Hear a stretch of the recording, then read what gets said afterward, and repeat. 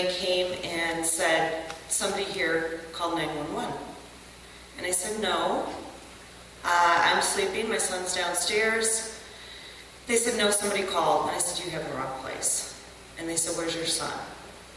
And there comes my son up the stairs, drunk, on cough medicine. He could hardly stand. From there, it went to psychiatric treatment facilities, about 4 different ones. He was locked up probably 3 times from there. And then there was rehabs.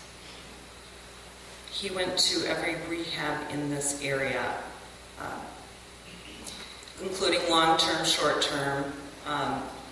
Our kids have the choice on whether or not they want to be in a facility. And he chose to leave the facility about an hour north of here. He was 15, and I couldn't find him for a couple of days, but once we found him, he went back to jail. I called the police on Luke many, many, many times. I had him locked up 7 times. He was mostly charged with unlawful consumption. Lucas was the kind of addict that would do anything he could get his hands on. When he turned about 17 and he had been to all the rehabs, my last hope was sending him to a long-term treatment facility. Shortly before I did that, he died on June 16, 2005, which is what I call his first death date. I suspected that he had been using heroin, but Lucas was on house arrest. He had a job at McDonald's.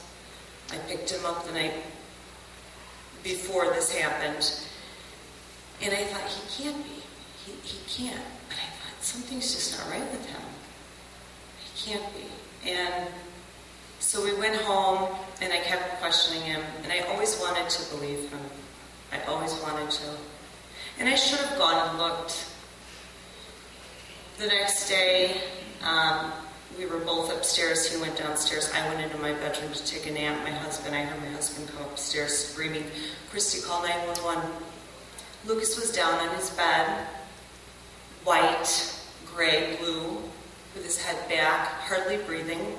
I mean, he really wasn't breathing.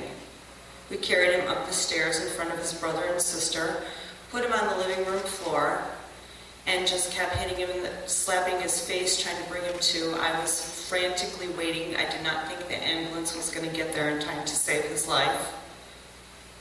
And he made it. And then I brought the police into my house, had them go through the basement, and then he was arrested for possession of a controlled substance. Back to jail again. Then it was to rehab again. And then, when he turned 17, my last hope was the facility in Utah. So I got him to the facility in Utah, and he was there for 11 months. No, I'm sorry, 10 months.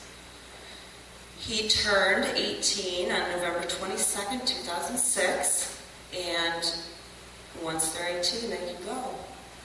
So we sent him a bus ticket to California, because we told him to pick a place that he could go to, that he would like to go to, where there was no family, because we all agreed there was not going to be any enabling whatsoever. Luke found a ticket, managed to trade it in, get a bus ticket back here to Chicago.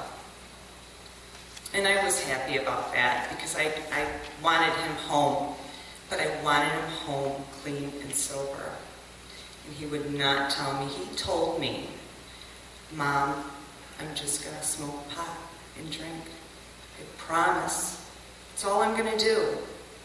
And that's what he did until the day he died, on January 14th, 2007. Lucas didn't touch heroin, not until that day. But he was determined that he was going to use, because once he started using, he always progressed into what he had started with. I cannot tell you how many parents I've talked to that tell me, "Oh, my kid just smokes pot." just smokes pot. Just smoking pot is what killed my son. Because it starts somewhere.